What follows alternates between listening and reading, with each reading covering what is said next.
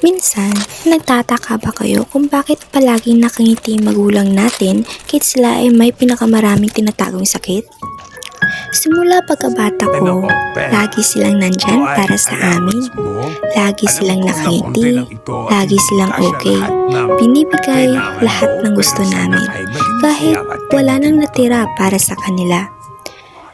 Palagi silang nakangiti at palaging okay, kahit na sa likod ng ngiti na yun, may maraming sakit na tinatago. Sa pag-aaral mo, lalo. Thank you, Papa. Thank you, Papa, araw-araw nagtatrabaho para lang kami ay mabuhay.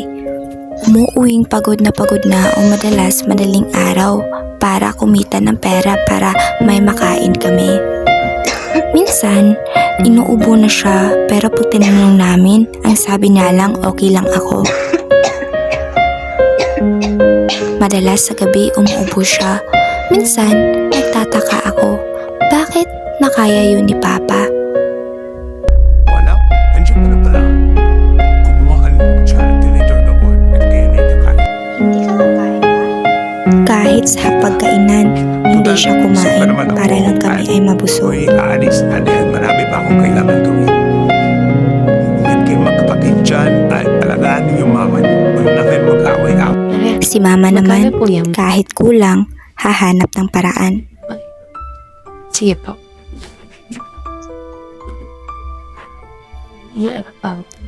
Kahit kulang man ang pera niya o wala nang natira para sa kanya, Hala, para lang kami ito ay naman. may Naman makain. pero mo. Pero bahala no, mas naman makain pa hindi ako. Please, mabusog na. Kuya, nalawa po niyan. O pala. Sino pala? Nasa yung prom mo? Pupunta ka ba o hindi? Doon na. Hindi naman. Hindi na siguro ako pupunta. Bakit ba sayang din naman yung tanong? Mga opportunity na natin sa ang naman yun ang nangyayari sa buhay natin. Hindi naman. Kasi, alam ko na isa din yun na sa isa ka importante as teenager. Pero para sa akin na, hindi na yun. Kailangan. Kasi alam mo pa natin bayaran. Siyempre, ayaw ko naman na hindi magkumbala sa akin.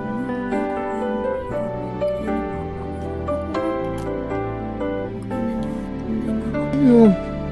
Ako lang mahala. Go ako ng paraan. Mamaya, pupunta tayo sa bilihan ng madami ko sa ukay-ukay para bilhan ka ng prom. Minsan, 11 na lang laman ng pitaka niya. Ang ganda. Pero, kapag anak na niya ang pag-uusapan, kapag may okasyon man yan, gagawa siya ng paraan para lang maging masaya ang anak niya kahit wala nang natira para sa kanya. Kasi para sa kanya, kapag masaya ang kanyang anak, masaya na din siya. Sobrang swerte ko, pero minsan hindi ko napapansin kung kaano sila nahihirapan.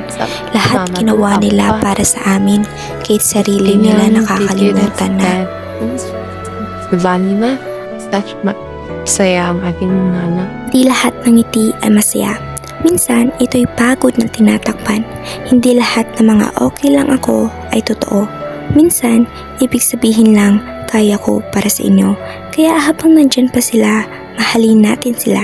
Hindi lahat ng pamilya ay perpekto, pero lahat ng pamilya may pagmamahal.